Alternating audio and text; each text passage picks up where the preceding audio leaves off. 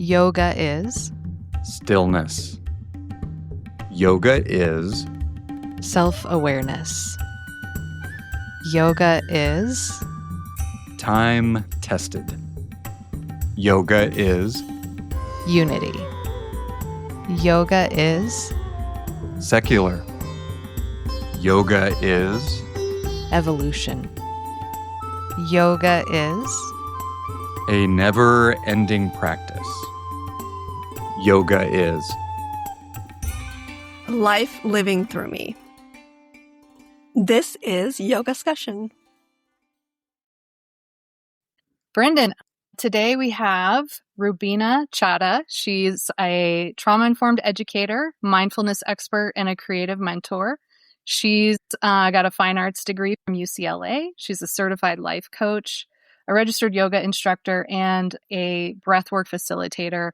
And she's going to be talking to us today about her yogic journey and how it brought her to create Inner Design, which is a business that she runs that helps people kind of get in touch with themselves in a creative way through these awesome yoga technologies or yoga practices like breathwork, meditation, and yoga. So excited to have her on.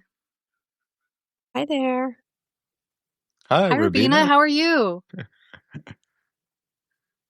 Hi, I'm doing well. How are you guys? We're doing good. Yay, me too. Great. Welcome to YogaScussion. We were wondering if you could give us a little introduction for us and our listeners of yourself and kind of what you're doing. So that's a big question. I realize that as I say that, it's like, oh gosh. There was a long list, so we can start anywhere. It's a long list. It's a long list, and I apologize that it's so long. But also, I think from the perspective of yoga, I'll give you all of it. So I was born and raised right here outside of LA, and I think that had a lot of impact for me. Having grown up in an East Indian household, immigrant family, but born and raised here, just that merging of the culture was really what brought me on my yogic journey. And I founded my company Inner Design to bring multidisciplinary, to bring mindfulness, creativity, these principles of like kind of East meets West, and bring it to corporate settings that were particularly being Los Angeles and the entertainment industry where people are dealing with burnout. The programs that I offer did begin in the educational institutions and have worked their way to, all kinds of different levels for CEOs, founders, leaders. And they all have the basic principle, yogic principles is basically what it is. It's yogic principles that we can apply to ourselves today. And so to me, yoga is more than a practice, just like mindfulness is also more than a practice. It's a way of living. It's a way of being. It's not mindset. It's really integrating the values and the principles. I think that's how I could introduce myself. So that's who I am, Rubina Chadha, Inner Design. Yeah. No, thank you for that. And, I'm curious in your line of work, being based in LA, what does it look like in that industry? Because, of course, there was the labor stoppage, and right now the industries are experiencing a lot of change, right? So I'm curious if you've seen anything shift on your end. Yes. That big change is that the elephant in the room, the AI stuff, people really looking and wondering, being fearful of creative jobs and positions where, they're giving their heart and soul, and is that going to be replaced by machinery? Now, the way that my perspective is that tasks may be replaced, or the burdens that people feel and get stressed out with in this particular industry, or something that, will keep having that ebb and flow. The concept of the basic principle of conceptualizing creativity and design principles and design thinking, that's always going to be a human factor. So that's what I see. And that's really where I lead from and I guide people from, because I think that realizing, okay, I'm still human and I have these, ways of expression, we'll call it, right? Because I don't think it's just a talent or it's a gift that's only to certain people. I think that we all are born intrinsically creative. and just what we do with it and how we express it and how we explore it, or, depending on how limited we have been in our upbringing, it's, education, family situations and stuff like that. But I think that having, access to the creative energy that is bringing us into every single thing in our life, how we make decisions, is intrinsically human. And yoga, mindfulness, meditation, breathwork, all of these practices lead us to those principles of being human and guide us back away from that mental, stress and moving towards the well-being and mindful and sustainable future of humanity is how I look at it. I think mindfulness is sustainability. They work together. And we need to just kind of align. And I think that, yogic principles really help us to align to that, which we all are, which are, very human. Yeah. I see that you have an art degree as well. So art is like a real vein that runs through your life. Yeah. And I read a bunch of the interviews with you that I could find online, and you used to run like an educational company. Is that right? And you came to this kind of point in your life where you were like, oh, this isn't serving me. And you had this moment of kind of like, I'm burnt out. I don't know what to do. And so you kind of, from what I gathered, you came back into sort of a relationship with your yoga and your meditation and breath work and created inner design out of that. And could you speak to a little bit about how that happened for you and how yoga kind of stripped things back for you, or all of these practices together kind of stripped things back to where you could like see yourself again? Because I think a lot of us, yoga teachers included, we kind of come into this as an idea of like, I want to help people, but we sometimes lose ourselves in that role. And then sometimes we kind of lose track of our own practice and we're like, what am I doing? So yeah, I'm really curious about that for you. Yes. So yes, I had two different careers. So I started off with in the creative field, which as a commercial artist, for me, that's where it was really, I would say it, it was really cutthroat. It was fast paced. It was in the industry and, high demand. And I was like, oh, I can't do this anymore because the creative drive gets, stifled.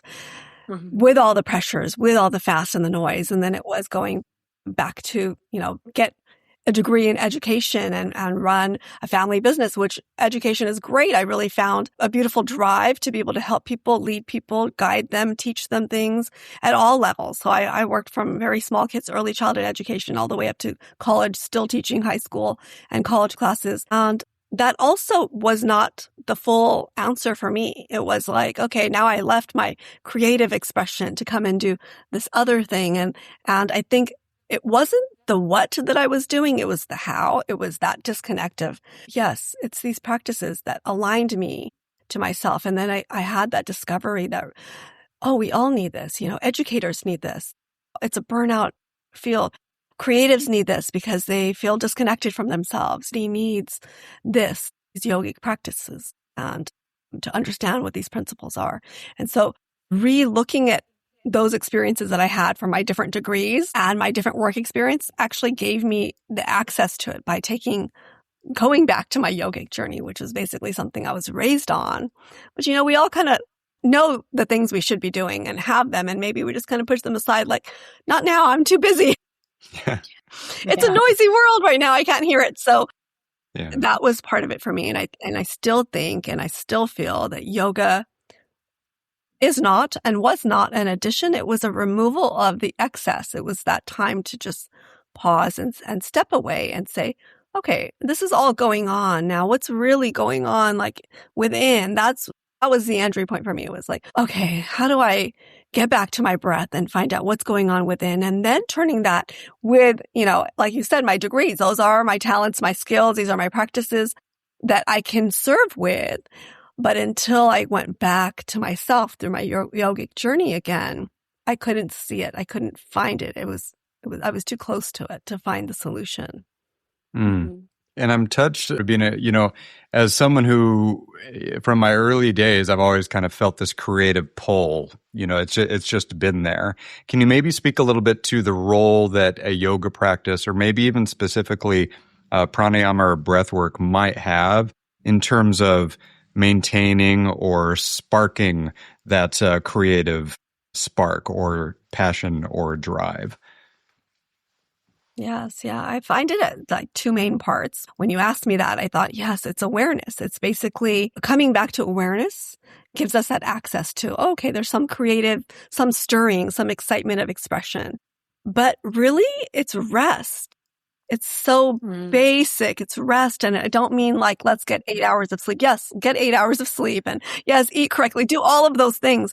But as you know, meditation, breath work, yoga, all of that gives us access to a rest that is quiet and still without having to go and lie down in the bed or take a nap, which sometimes that can make you also kind of lazy and tired, which, those are also yogic principles, like too much of one thing or the other can throw us off.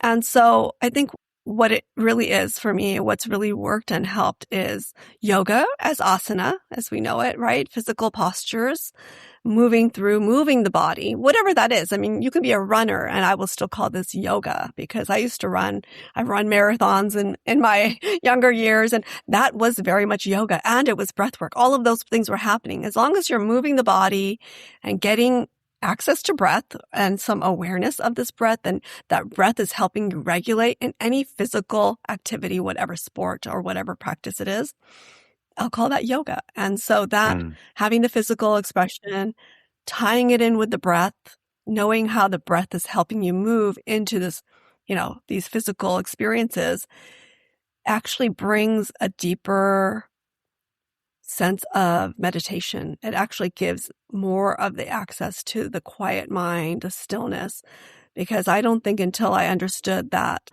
could I meditate, thinking, oh, I'll get up in the morning and I'll meditate. And there's just like that little bit of slowness. And, we're having all the different, like the Ayurvedic principles, you're having Vata and Kapha, and you're having all these different times, and your body is going through these things, learning to align with them and say, oh, this is a time where, yeah, I might feel lazy, but actually if I move a little and I stretch my body and I start to have breath work, then I can access the entry point to my deeper meditation while it's quiet and dark still out, or people aren't bothering me yet. So that combination of all of them together and really knowing, I think the awareness of really knowing, yes, I want to embark on this. It's not a journey that's separate. So I won't say embark on this journey, but it's part of the human journey, I think. And like awareness, I'd be curious to know what both of you think about this, but awareness for me comes from a place of pause rather than play. And we live in a society that's all about play, pressing play. Maybe there should be a big pause overlay button on top of every, play button. Maybe that might help people either in creative fields or in society writ large. So what are the two, do you think? Yeah.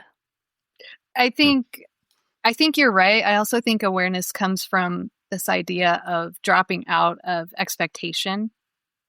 What do other people expect of me? What do I expect of me?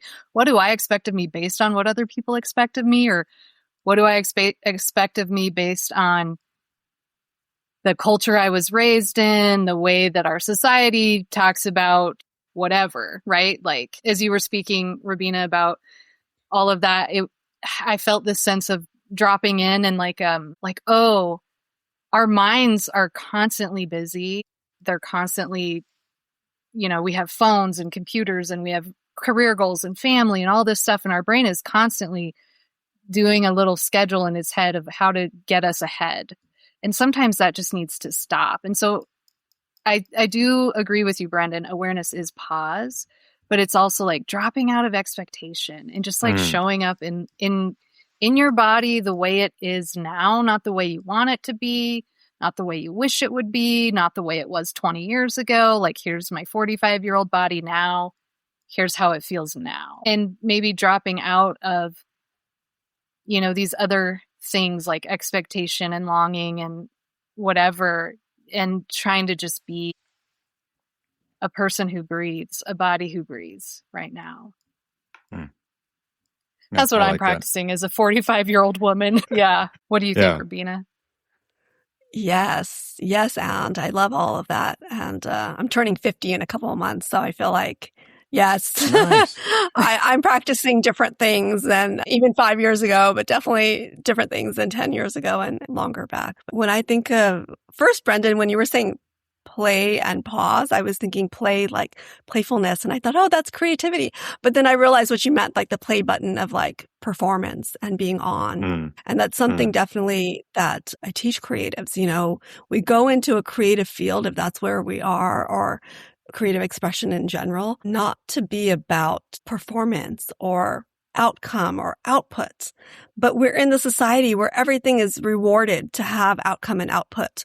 That's how we're paid, right? So that becomes really confusing. I think that's what was really hard for me as a creative in a creative field, was that bringing that creative side of it that wants to emerge, but then also, you know, trying to monetize that and or being in the society where it's being monetized and it's being judged that way. And so I think of that pause also to be the awareness, also to be free of judgment. Listen, I get it. We can't judge the judgment, right? And the mind is really there to judge. It's one of the factors of what the mind does. It's one of its functions. And so taking a pause from that, and then just for me, it's always been that process oriented. Process oriented gets me away from that, you know, having to be in the performance output side of it, of just saying, okay, I'm in the process of creativity, or I'm in the process of expression, and whatever comes out of it, garbage or not, it's good or not, bad or not, whatever it is, it's just part of this experience. And I think that yoga really taught me that, because you're on the mat and some days, oh, wow, look at you doing this headstand and awesome things. And the very next day or the prior day, maybe that wasn't available. And so I look at that from more of a trauma-informed lens of acceptance, free from judgment, and being with, this is what it is. This is what I'm showing up with on the mat. This is what I'm showing up when I leave the mat and I'm on the road. This is what I'm showing up with if I'm an artist and I'm working in a studio. This is what I'm showing up with. And getting really, you know, awareness is a broad umbrella of it, but just getting kind of aligned to that. And it does take practice, because we are so often walking around like we are just this part that's thinking and seeing and tasting and all the senses, hearing, all of that stuff. And we get disembodied from the rest of our functionality, the whole being, which gives us a lot of senses. We know that, right? Through the nervous system that's moving through our body. And I think these ancient practices actually knew those things. That's where the breathwork was, to help regulate vagal tone. And, you know, regulation was this whole experience. And yeah, I know right now people are like, oh, nervous system regulation. Yes, I've been teaching this for a while.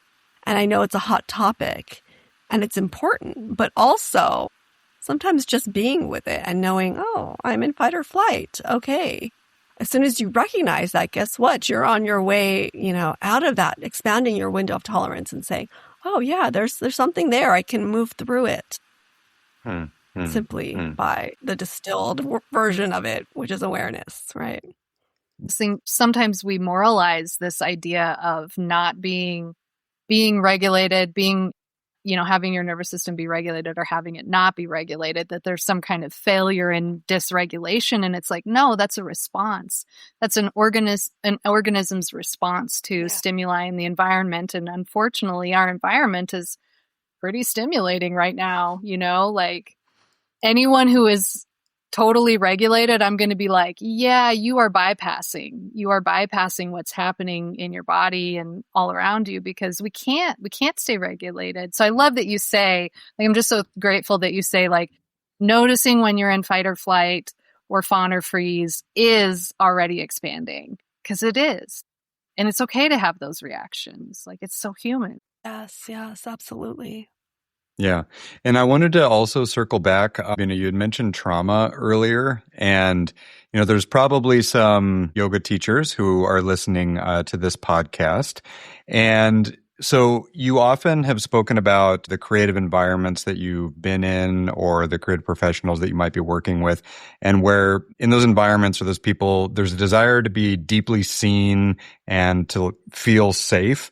a principle that's kind of central to trauma-informed yoga teaching. For any of the yoga teachers who may be listening to this, maybe who are trying to move beyond just cueing poses into maybe holding space for some type of emotional release or regulation, do you have like maybe one practical or actionable way that they can begin to maybe weave like the nervous system awareness into a vinyasa or hatha class without completely overhauling their approach to teaching or a sequence that they might have in mind? Yes, I do. Absolutely. I actually train trauma-informed yoga. And I won't say it's just one practice, but I think the first and main principle and practice is the teacher is the practitioner first. That's the big thing. And then that whole thing again, am I showing up on the mat like not totally, perfect this time? And accepting that and like saying, okay, what do I have access to today? We don't always have to be. I think that's the hardest part is we feel we should be perfect. We should be performing each pose in the ideal way so that our students can mimic it or see it, right? But that's not what we're doing here. It's not just, this is not a performance, right? So it's an experience. And once we are practicing awareness, not claiming it like from an enlightened place, claiming it as practice, right? The practice is never perfect. We hear that practice, but it is actually not perfect. And returning ourselves to that beginner mind, yoga is an unfolding. It's not an achievement, but it has become a blood sport right here in the West. So this understanding of, hey, these practices are ancient and they were really not meant to have this perfect performance aspect. Yeah. Okay. Maybe people enjoyed that. And sure, we all feel great when we're able to do something and yay, we did it, but it's that journey, right? So that's the first thing I would say is really getting clear on that. And that takes time and it takes choice. And that choice you have access to every time. You may not have access to every time having a perfect class, but holding space to me was really vague. And I was thinking, how do I teach holding space? When you said that, and I thought, yeah, I've said it lots of times. And sometimes I'm like, what does it actually mean when you distill it down? What does holding space mean? And I think personally, it's about that hour practice first. It's about me being as aligned as I can be. And sometimes we're not, and giving ourselves grace and saying, okay, I'm not going to judge myself. I'm not that aligned. Maybe this is not a great day for me to teach.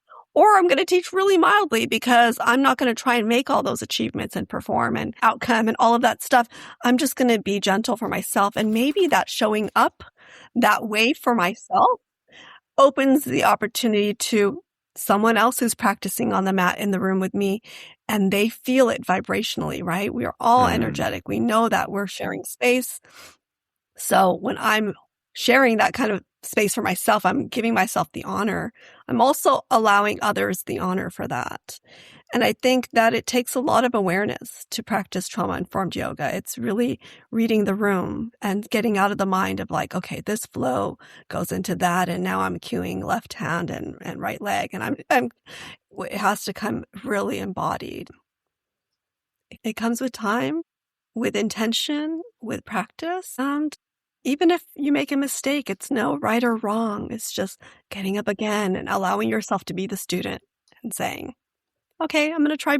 This worked really great. I'm going to try this tomorrow a little more this way. It'll unfold. I mean, everyone who's trained in yoga has so much discipline and background and understanding of the sutras and where we're coming from. So I think that intention is already there. Yeah. Gina, there's two bumper stickers, I think, from what Rubina just said, like the value of like the collective embodiment, and also yoga's become a blood sport. Yeah. My retirement plan is to make good bumper stickers. Yes, that was Zarna Garg. She's a great comedian, and she said that yoga has turned into a blood sport in the West. We're rushing with our yoga mats and you're rushing. And then she says, if you're rushing to yoga, you're doing it wrong. Oh, I think my wife has shared that video clip with me now that I hear it again. Yeah, that's a funny one for sure. That's a funny one. What were some of the inner hurdles that you had to navigate while you were developing, kind of birthing the idea of inner design, and then like getting it up on its feet, and then starting out and doing all of that, the development? And so what were some of those inner hurdles that you had to work your way through, and how did you work your way through them? Oh, I have been very far from having it perfect, although thank you. I take the compliment. It has been quite a long journey, and definitely I faced a lot of hurdles, personal hurdles, family life, career path, a lot of different hurdles of getting to finally get, where it clicks in and I feel in sync and aligned. And I say, oh my gosh, this is what my soul wanted me to do. And the universe is rewarding me for that. So I feel that's, if I can be of inspiration to anyone, when you find your soul aligned and you're in that flow, it will come. Like, that's my hope and blessing for everybody as they embark on whatever journeys they are, but especially through this path with yoga. And I think that has been my path that has taught me the steadiness and the ease and the places to kind of like disconnect, like, okay, this is too much, efforting, or this is not, I'm pushing, or this is not happening, and this is not maybe meant to be, and kind of learning to go with that and let go, the wisdom of all over. And, I think of Confucius and Zen and Buddhism, everything has those qualities. They all tell us the same message, and just getting aligned with that and trusting into it. I know it sounds woo and it's like way out there, but what we're doing here with yoga is building strength. And that strength is happening on a subtle level, not just physical and not just energetic, not just your vagal tone when we talk about, right? It's strengthening our capacity to respond. And when I say to respond in life, I mean that on different levels, that, life is always happening around us, not always to us. What happens, the to us part, is us getting involved, either sometimes latching on hooks unnecessarily, but also responding to like, oh, maybe this is an opportunity that just came in front of me and I didn't see that. And now I can kind of go and find that flow. And instead of being in collapse or overreact, becoming present, embodying that, not theoretically saying, I want to be present, or I have to do something to get present. Like just that moment, like realizing now I'm present, and that's embodied. It's not an efforting thing, but yes, a lot of things can align with it. Of course, good sleep, good food, all of these parts of life. When you don't have all those, you feel so unaligned. It's hard to become present, right? Through physical pain, through emotional pain, all of those aspects.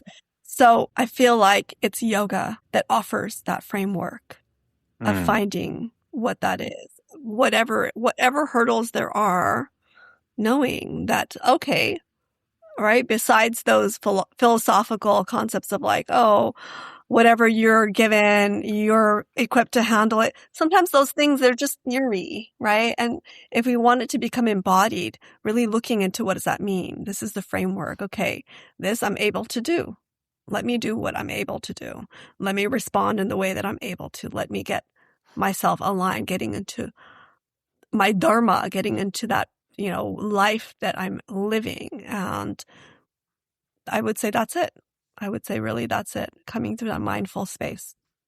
Yeah. And so Gina and I have had conversations in the past with other guests and joking about how, have we been the people who have been kind of nagging others to do yoga and experience the benefits of yoga, or were we the ones being nagged, maybe both at different points in life? I'm really curious, Rubina, and I imagine listeners are too, having grown up with your cultural background, was that like embodied at home? Were you encouraged and or pressured to bring this into your life? Were you always cooperative? Did this just come effortlessly to you? Was there a strong connection there? I would just be curious, maybe like to hear maybe those early days or early experiences with your yoga journey.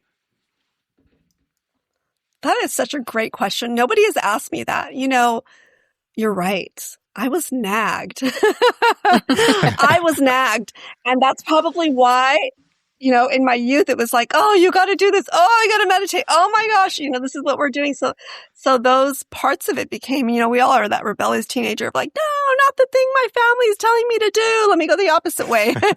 And so definitely people are like, oh yeah, so you just had yoga and breath work and meditation all your life. And that's why you come. No, I ran away from it. Absolutely. Honestly, I kind of was like, oh my gosh, this is all the stuff that happens in my home and my family thinks it's going to solve my problems. It's not, right? That rebellious and youth and wanting to go out and experience life and then going out there and finding the missing thing was back at home on my mat. That was the thing. And I was equipped with it. And so that it did kind of line up and sync and click in like, oh yeah, I have this, I think it's kind of like when you go to the grocery store and you have this long list to make a very complex recipe and you have all these ingredients. And instead of going and buying all the stuff that's out there, you start to think, well, oh, I think I have this at home. I might have that. And it was that experience of first being out there in the world and being like, okay, these are all the ingredients that the world is helping me to make this, whatever the cake that I want. And some of those missing ingredients I couldn't find outside of myself. And it was that inner journey of coming back to it. And so I don't love to push it onto people because of that very thing. I usually wait and I'm always asked. People will always stop and say, what are you doing? I'm seeing you. What are you doing? How is your either business success happening? How is your family life? Even though people may know my personal life and it has a lot of complexity.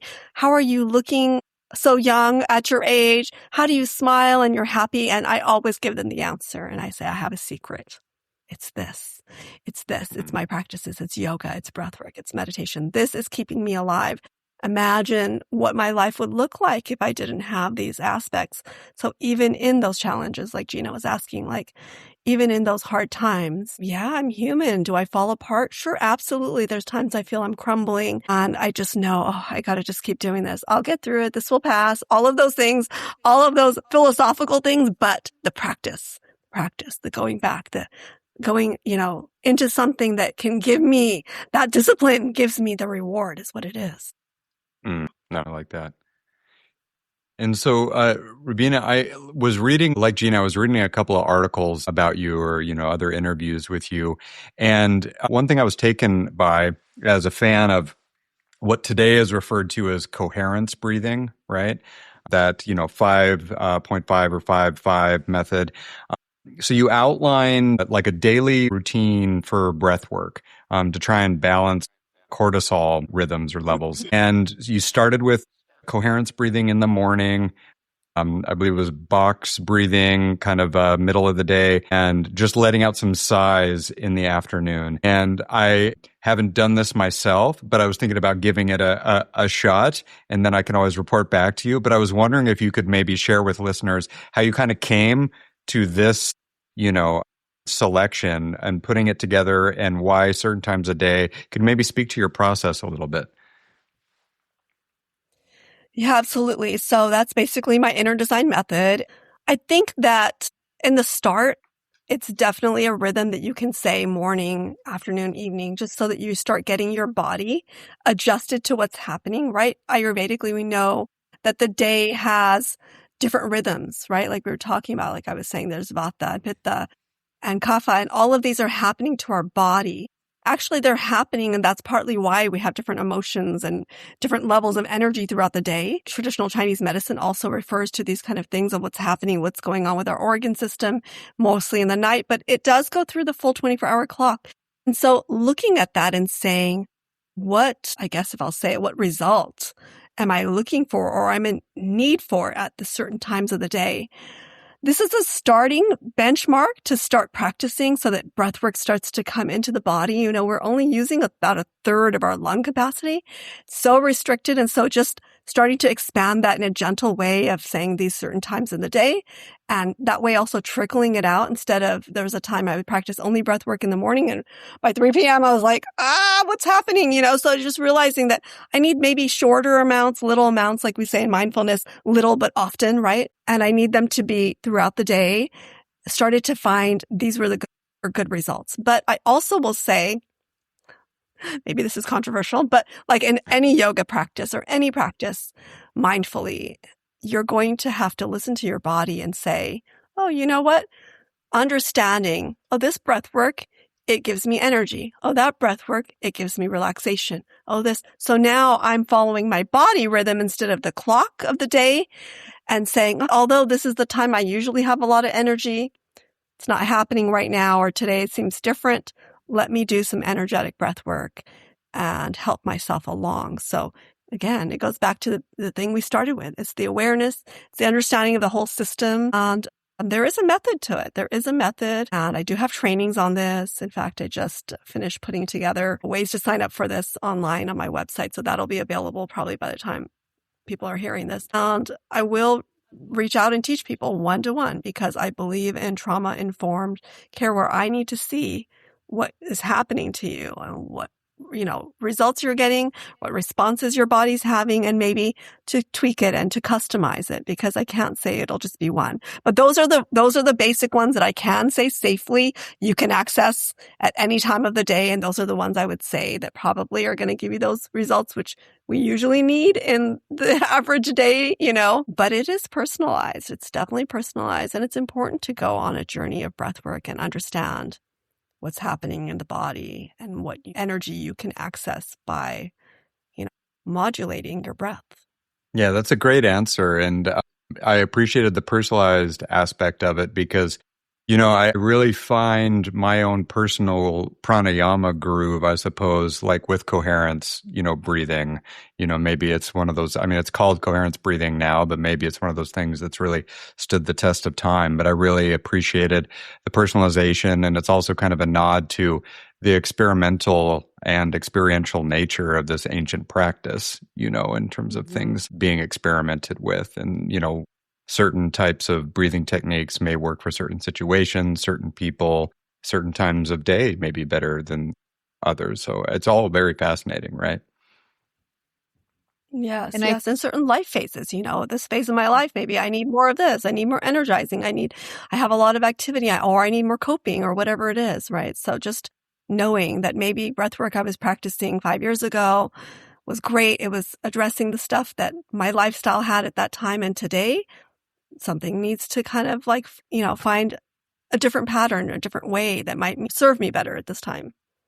I love that under the surface, there's just always this thread of awareness, right? It's like, try it and see what it's like for you. Because I think there's so many ways that we as humans can be like, this is the only way, like do this breath work and you will be saved, or come to yoga and all your problems will fall away and you'll just be like this perfect human. And the beauty is that, we need to show up in our bodies with this subtle, gentle awareness of like, how is this for me now? What is this pose like in my body? How does this asana land? How does this breath land? And I think the beauty of that, which I love that you're so awareness focused, but in such a gentle way, is that it builds trust and relationship with our bodies again, especially from like a trauma perspective, someone who's either had physical or just a lot of stuff happen in their lives. Sometimes the body doesn't feel safe, and learning how to breathe safely,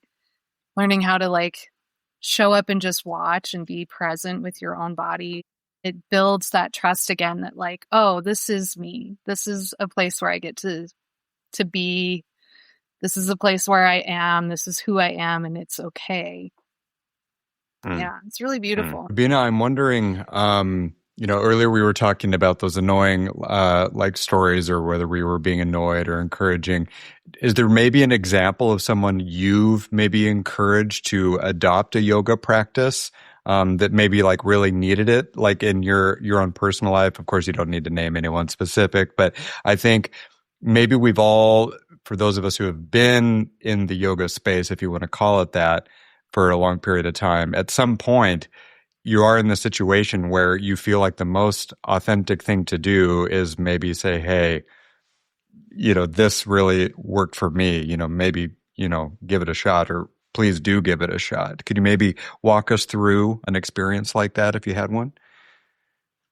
Yeah, absolutely. So I think it comes from attachment. I'll say it that way first, because that person is my son, who's now 18 years old, moved away to college. And, I learned about a lot of my yoga discovery in these years raising him.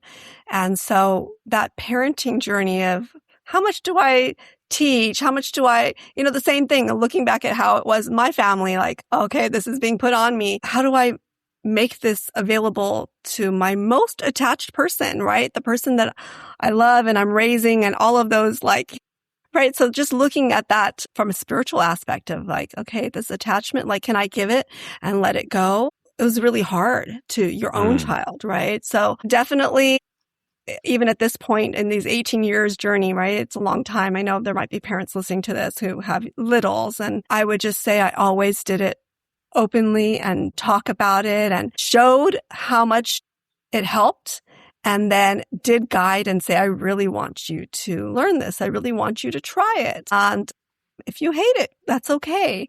And now at this point, there's times where I will hear him saying, yes, I know. Oh, that meditation was so good after I did that breath work. And I really needed that rest. It really went deep. And like, oh, yay, there's a little mom inside of me clapping, but I'm quietly like on the surface, like, okay, it's good to hear her.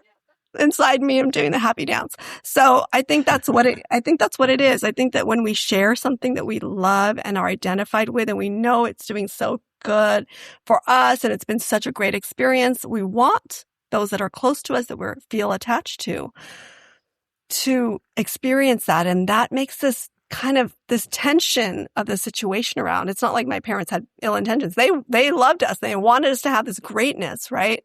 But the way of things, and that way is, again, if we just go back to that thread of having discernment through the awareness, having clarity, and having, like, how would that feel if I was on the other side? And then just, I feel like for me, I've just always waited for people to ask me about it. I just wait. They just know, oh my gosh, you're looking great. Oh my gosh, you were sick, but everyone got the flu for a week and you in 2 days were up and buzzing around. Like it comes through all these different sides because the yogic principles are addressing us all around. The physical, the mental, the emotional, all of this we're regulating. And so, yes, it's a beautiful thing to share.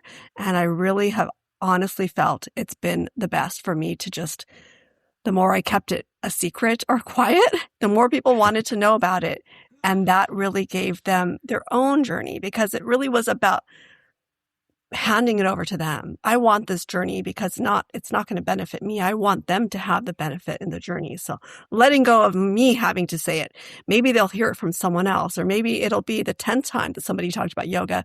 They'll be like, yeah, I think Rubina said that a long time ago. Okay, maybe I'll try it now. So just kind of like, again, just being in that awareness, being discerning about it. And it's beyond the practice. It really is beyond the practice. And I feel that everybody, like I said, is practicing yoga in one way or the other. They may just be calling it something different. Yeah.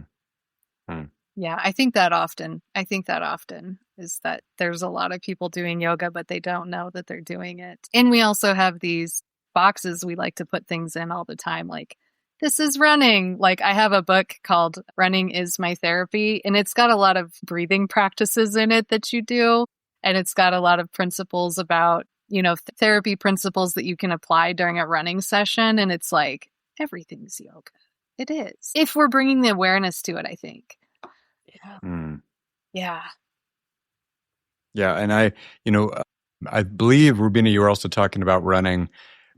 I'm wondering if your running experiences, because of your cultural background and upbringing, you were exposed to yoga at a young age, and that maybe helped you running. I think about my running days, and I understood there was a relationship between breath and movement, but I don't think it was more about observing things as two separate occurrences rather than like a connective experience. And to this day, I think that, oh man, I wonder if I would have maybe won a few more medals. Not that, when I look back, I think all this is quite silly, right? Trying to win medals and everything. But I wonder if I would have won a few more medals if I would have been, making that connection. Because I think a wise person once told me that yoga isn't complicated. It's ABC, awareness, breath, and connection to those two things, right? I love that, ABC. Yes, absolutely. My running experience, to answer you on that, was about 25 years ago. So I was not actively practicing yoga as much. I had practiced yoga, but I was going on this running journey and I was going to run these marathons. And this was, I was training for it and all that stuff. And as I got into these longer runs, I noticed a couple things. Again, it might be that whole ABC. I noticed my breath. I was like, mile 10 or mile 12. And all I could hear was like, I could feel my heart just like pounding out of my chest. But I could hear my breath so loud in my body. And the body naturally does that runner's breath of like, inhale twice, exhale long. And you're just coping, right? It's kind of like your body's coping with like how much pressure is being put on it. And I remember noticing that just like, oh my gosh, am I doing this breath like purposely? I mean, of course, 25 years ago, there wasn't like social media. There's no other distraction. I'm just out there running for miles and miles or running on a treadmill for miles and miles. And I thought, am I doing this on purpose? Is this breath actually just happening? So that was, again, aligning myself into like that awareness of what was happening. And at some point, I think it was probably after mile 12, there was a lot of pain. But, a marathon is 26.2 miles. I was only halfway, not even halfway. Yeah. And I wanted to get to the goal. Like you said, I wanted the award. I wanted to reach that goal as I left as a marker for myself. And so I began to integrate yoga, and it was yoga at the gym of all places. I think that's the first time I really started doing yoga at the gym. And it's a fabulous yoga instructor. She was definitely very aware, very aligned, very present. She probably didn't know she was practicing trauma-informed care at that moment. But for me, I was in pain. I was starting to have pain. And I felt, I don't know what made me think that, but internally, that's something that was probably bred into me, knew this is my answer. I have to balance the amount of running with yoga and let me get to this class twice a week. And there was a lot of relief, right? Because you're pounding yourself on that concrete. You're pounding yourself when you're running that much. And then the body wants to have these elongation and stretching. And just remember thinking, oh my gosh, what a relief it would be. And then re-energized and ready to get back out there on the pavement. Mm. I don't think I was prescribed it. Nobody said go. But internally, there was this yearning. There was this longing for it. My mom would always say, you were born a yogi, She's like, you were just a natural born yogi. You were a yogi in the grocery store. You would walk around behind me as I was pushing the cart and getting vegetables, and you would just pick up veggies and eat them raw, snap peas in front, and back in those days, all the veggies were just out and open, not plastically prepared, right? So you would just start eating stuff. It didn't matter. You're this like 3-year-old walking through, and I would cut vegetables and you would be eating okra raw or the ends of it that I was throwing away. And she's just like, your body just knew. And I think I still would feel that. Like sometimes people will say, do you crave anything? Like, yes, chocolate and apples randomly at different times, not together. But there's times I'm just like, I just need an apple. And then my body's probably telling me you need this fiber, you need the glucose, you need to get the natural, whatever it is. But I love chocolate. I love my chocolate, get good quality chocolate and healthy chocolate. But I think that I've always listened to myself, and there's always something that spoke to me. And I think we all have it. It's just maybe the environments have conditioned us to quiet those sounds that are speaking from our gut, and we become disconnected from our instincts. And at any phase, and I'll say that any of you who are hearing this and are feeling aligned to that, at any phase, at any stage in your life, you can go back to that. It's not lost forever. It just takes that stillness, that little bit of quietness. The alignment will come back. And that is really, it's going to reveal itself in that stillness. So just having that opportunity, even if it's not through yoga, just kind of saying, hey, is my body telling me something? And there's all kinds of, signs and sounds that you can listen into your gut. Yeah. Great. That's a great answer. I'm really loving just listening to you. I feel there's something about you that's very calming to me that just kind of makes me drop into myself.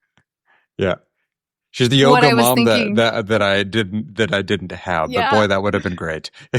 Yeah. As you talk, I'm just like, oh, yeah, I feel so relaxed. What came up as you were saying all of that is that really what the mission that you're doing now is really a mission of connecting people to their inner selves. And it's not really a question. It's just kind of a remark, but like, wow, that's really beautiful work and to have such a peaceful demeanor to where people are like I'm just dropping in and being like, oh yeah, I can hang out, I can breathe, and who I am is always available, is always right there. I think that's something that right now in the time that we are in that people just need. We need that message.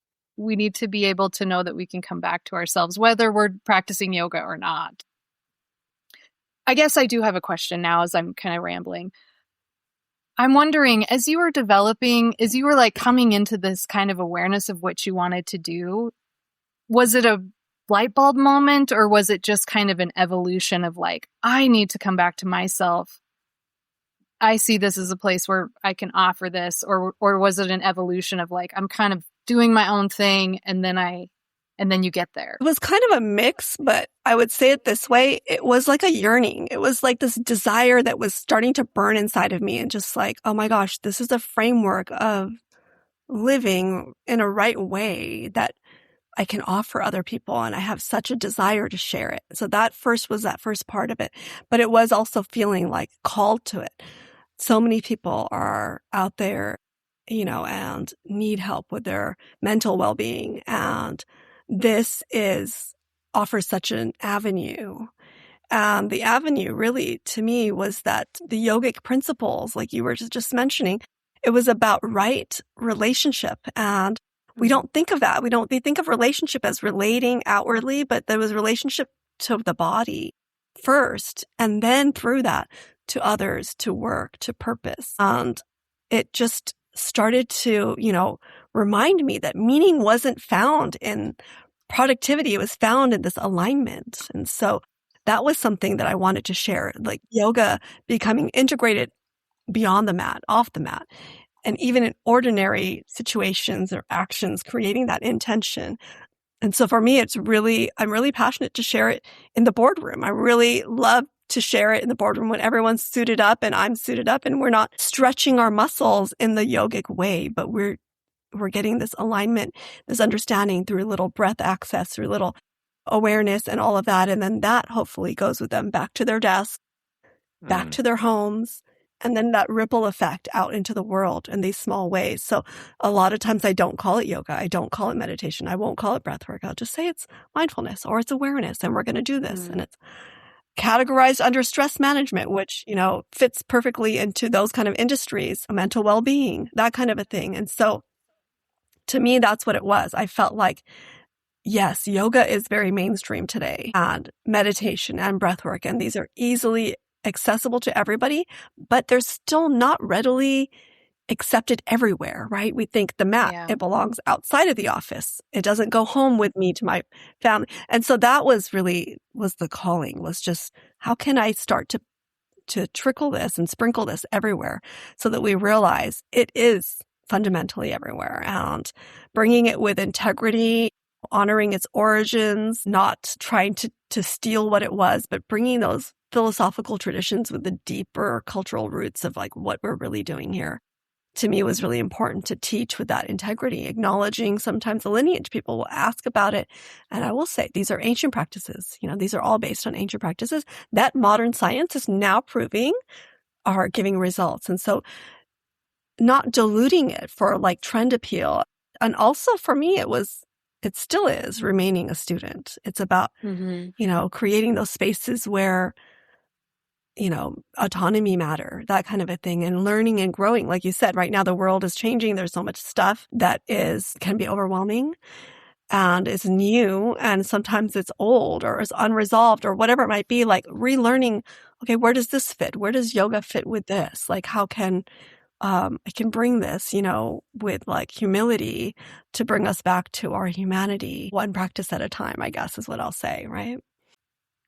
If you could answer in 3 words, what is yoga to you? Yoga to me is life living through me. Ooh, ooh. That's Yeah. really good. Yeah, that's touching. I got to That's write touching. that down. Yeah. Thanks, Rubina. We really appreciate you sharing a YogaScussion with us and listeners. And yeah, it was just great to have you on. Thank you. Thank you. It was great to be here and share this discussion in such a deep and meaningful way. Thank you.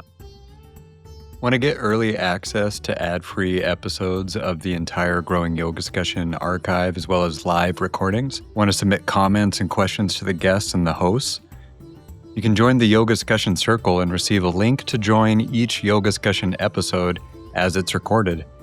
During the recording, you will have the chance to ask questions and participate in the YogaScussion yourself. Feel good about being a sustaining member of the show while also joining the YogaScussion with us.